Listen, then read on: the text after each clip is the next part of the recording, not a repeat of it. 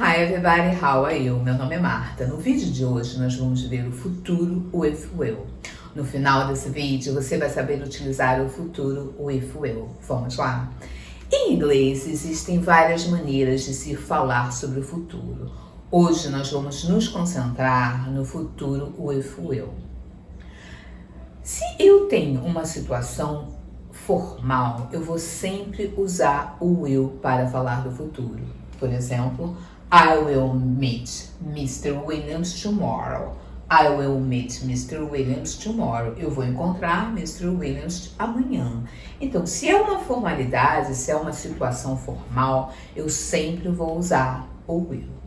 Agora, se não é uma situação formal, se é uma situação informal, aí vai depender da situação. Por exemplo, se for um futuro planejado, se for uma coisa que eu planejei no passado para falar ou para falar agora e fazer no futuro, aí eu já vou usar o going to ou o present continuo.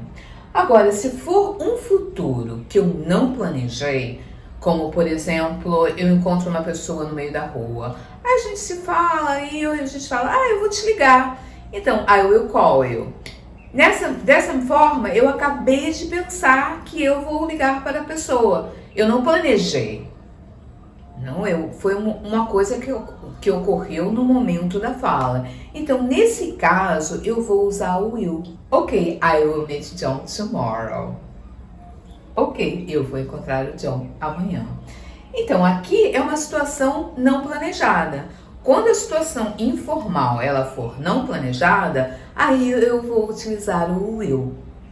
Agora, eu tenho situações onde o will ele vai estar sempre presente, por exemplo, em horários, que não deixa de ser uma situação formal. O horário que o banco abre, o horário que o museu fecha, o horário que o médico vai me ver. Então, nessas situações, eu vou sempre usar o will. Como, por exemplo, the bank will open at 10 o'clock. O banco abrirá às 10 horas. The doctor will see you at 3 p.m. O médico vai atender, vai vê-lo às 3 da tarde. Então, nessas situações, a gente vai usar o will. Agora a gente vai falar um pouco da estrutura. Como é que a gente monta a frase com o will? Vamos lá?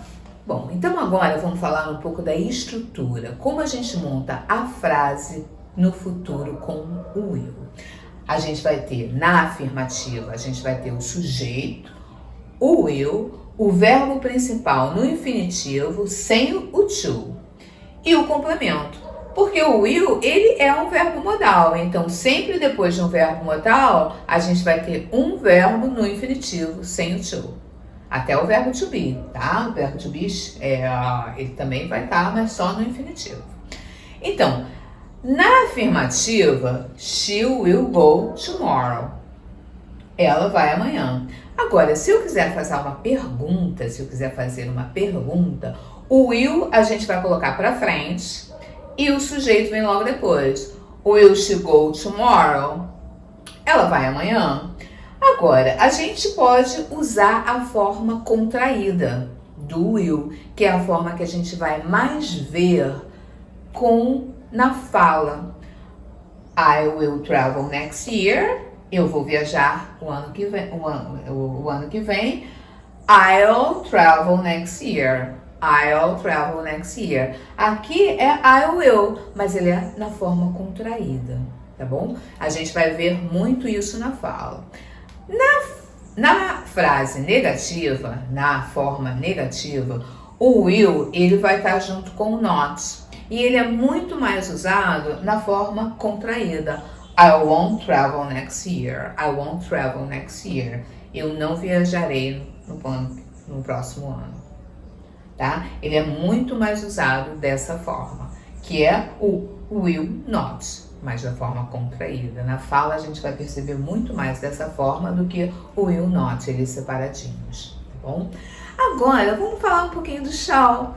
Porque todo mundo fica, podemos usar o shall no futuro, ou não se usa o shall para se falar no futuro? Nós podemos usar o shall para se falar no futuro. Mas na América, o shall ele é mais usado para perguntas. para sugestões, para uma pergunta muito polite, porque o shall ele é muito formal. Então, se o shall se ele usado assim na afirmativa, por exemplo, ele vai dar uma ideia de um inglês muito old school, muito Shakespeare, não? E hoje em dia não se usa, se não vê muito o shall empregado dessa maneira. Você vê sim ele na pergunta, uma sugestão, um convite. Aí a gente vai usar o shall. Shall we go? Shall we dance? Vamos? Vamos dançar? Então, o shall, ele é utilizado mais dessa forma, na pergunta. E o shall sempre é usado na primeira pessoa do singular ou na primeira pessoa do plural. Só essas duas pessoas, tá bom? Aí a gente vai usar o shall. Isso, eu tô falando um pouquinho do inglês americano, não? Na Inglaterra é um pouco diferente, mas o inglês americano, o shall ele é mais empregado dessa maneira, na pergunta, tá bom? Espero que tenha ficado claro para vocês. Nos siga, nos dê uma força ao canal. Nós postamos todas as segundas-feiras à noite um vídeo aqui no canal. Mas nos siga no Instagram, temos um Instagram com dicas de inglês, English on the Tub, English on the Tub. Lá nós postamos dicas de inglês todos os dias. Espero que tenha ficado mais claro para vocês. Thank you for watching. See you next week. Bye bye.